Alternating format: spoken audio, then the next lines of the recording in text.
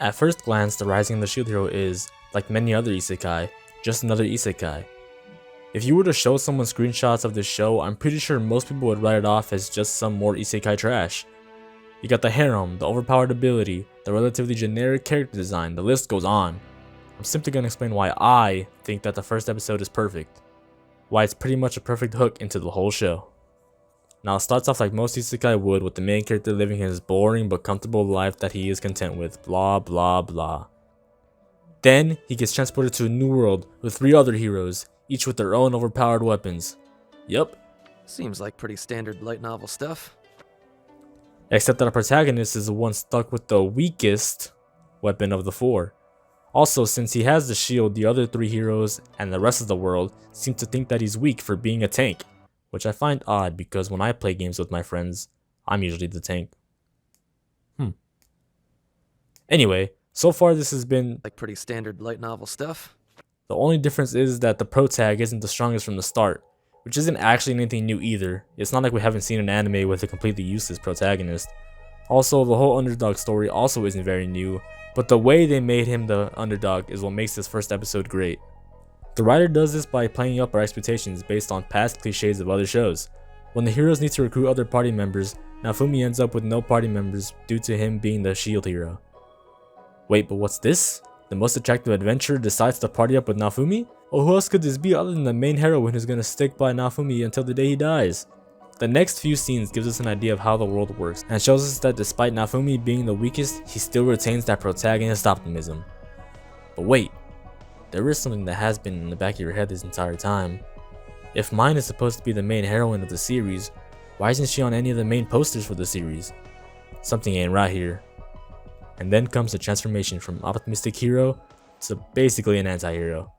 Up to this point, Naofumi was basically like most people. He was living his life and then he gets transported and thought he would have the time of his life. Then it turned out that he was the worst hero, but it didn't really let that faze him. He decided to just accept it. Personally, when I first watched the episode, I thought that was going to be as bad as it was going to get. And the reason the series is called The Rising of the Shield Hero is because it was going to be him proving that he isn't the weakest of the heroes. Little did I know that it would get much worse. Let this serve as a lesson, boys. Never, and I mean never, decline a drink from a woman, or else your life will be ruined forever, like Naofumi. Anyway, it turns out that Mine was secretly a hater and didn't want to see our boy Naofumi succeed.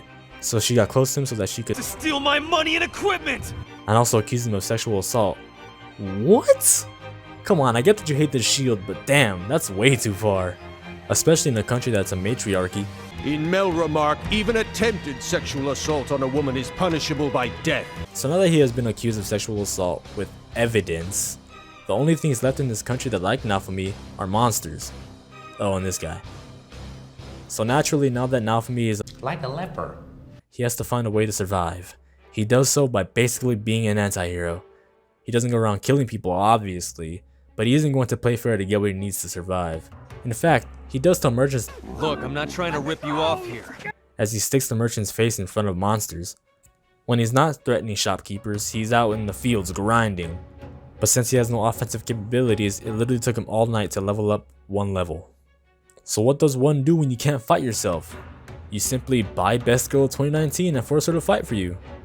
And that's where the episode ends, with him buying Best Girl. Well, I guess he hadn't bought her yet. That happens in episode 2. Never mind. So that's what happened in this episode. You don't care about the protag because he's like any other protag. Then you low-key want to see him succeed because everyone thinks he's a loser. Then you really want to see him see the people who wronged him. Get what you fucking deserve! So basically, to have a great first episode, in the words of one of my favorite YouTubers, you gotta keep beating on this guy. You just gotta keep pounding him into the ground. Basically, this episode is perfect because, like most perfect things, nothing ever goes perfectly for Protagonist Kun.